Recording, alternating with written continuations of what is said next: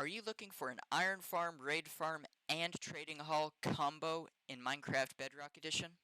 This is the video for you.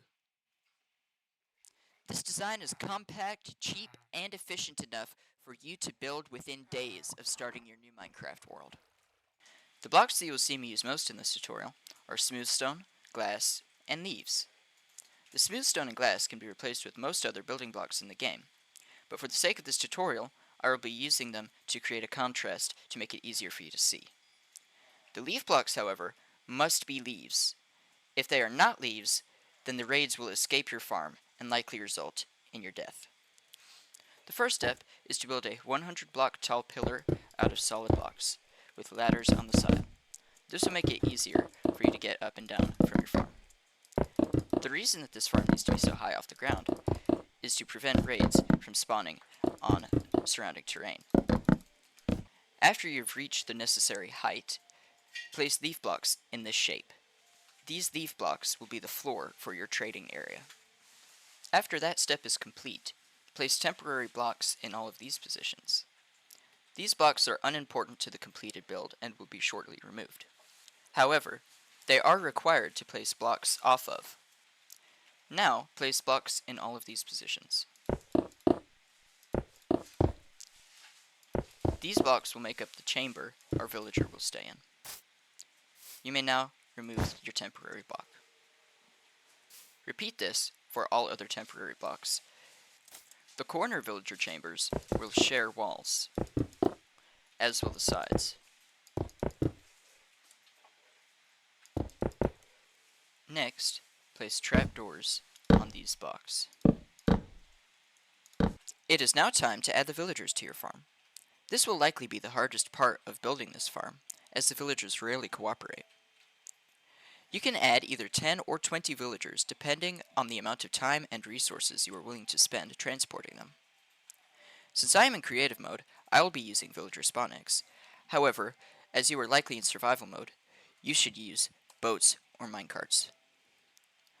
When adding the villagers, remember that nitwits do not count toward the farm. Therefore, you should not use them.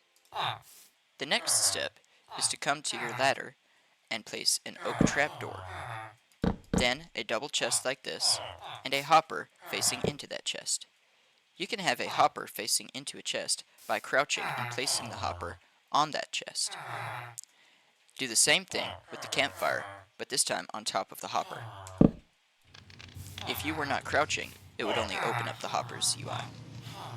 Next, build up 4 blocks beside the campfire, like this.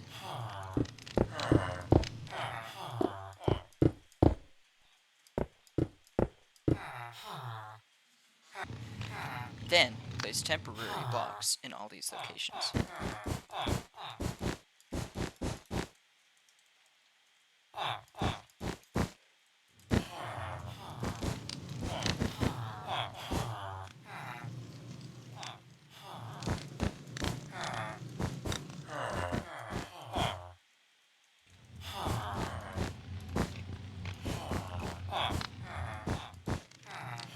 It should now look something like this. Now, place beds on those temporary blocks.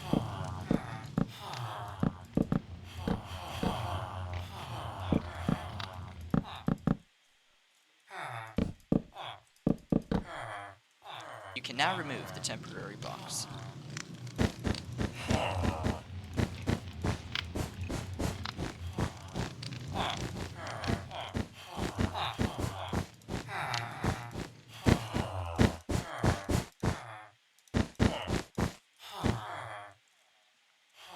Now that all of your villagers have beds, it is time to link them to a workstation.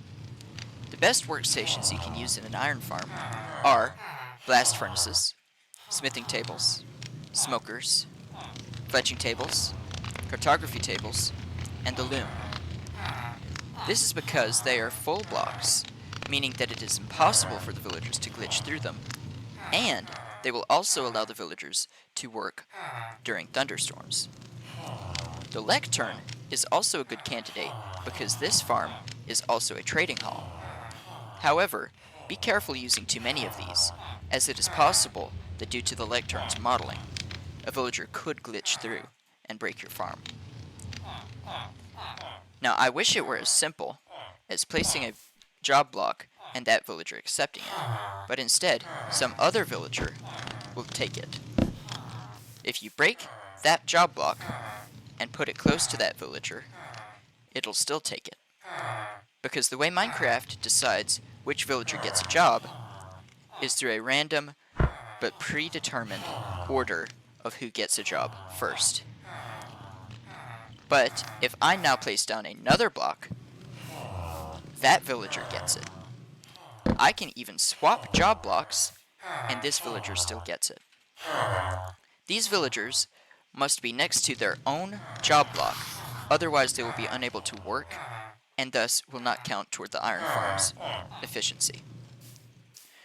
Repeat this process until all of your villagers have their own job blocks, placing down a block and looking for the particles.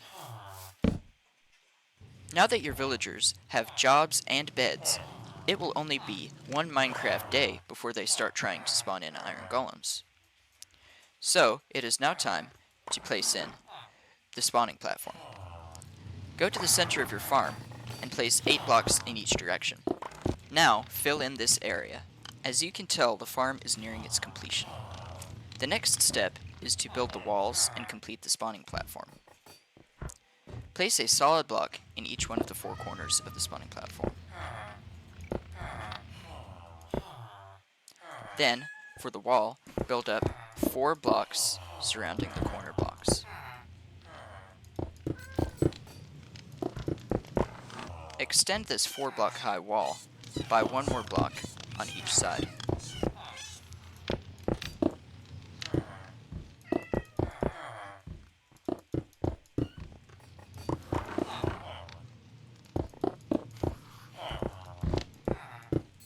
Next, place a 3-block high wall surrounding the rest of the build.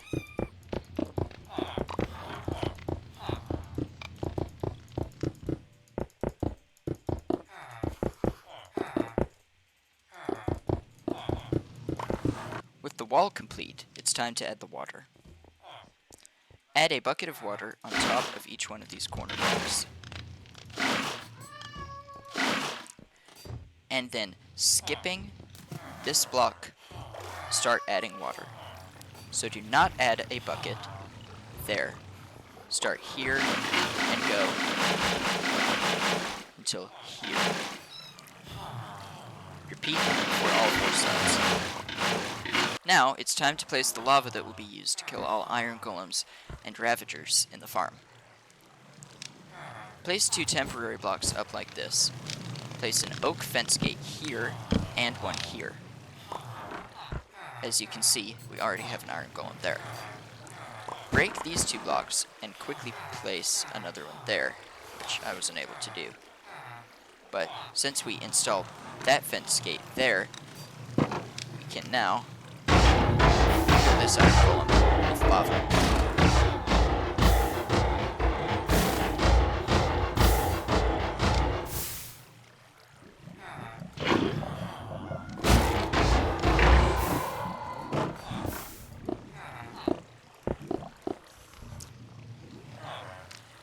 After that iron golem is dead, remove the lava and the stone blocks that it created. Now, place a temporary block above that fence gate with 4 fence gates on each side.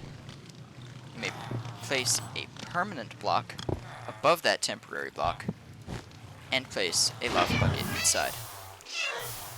Now, open up all of these fence gates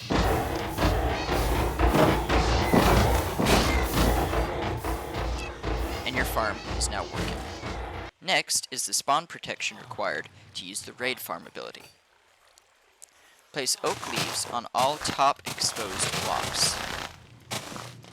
This will prevent raid mobs from spawning up here.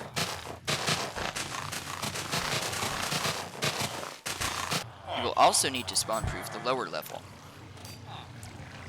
You may do so by placing blocks on top of these chambers that have blocks above them. This makes it so there is no space for the mobs to spawn. Do that for all of them that are covered by the farm.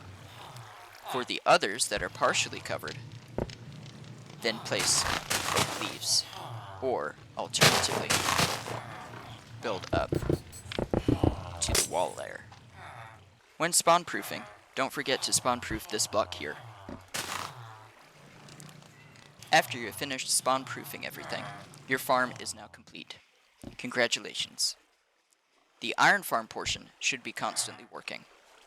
And, if you want to use the raid farm, drink a bad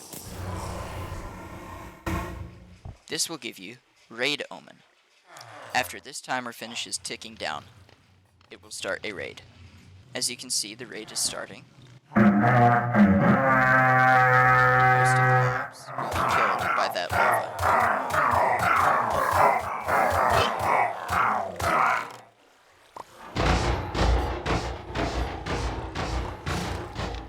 If you find that witches are getting stuck in this chamber, break this block and replace it with a trapdoor. That way, whenever a witch does get trapped here, you can open this and kill it. Alright everyone, that's going to be it for this video. I hope that you enjoyed. Let me know in the comment section below if you have any questions about this build or want to see a specific video in the future.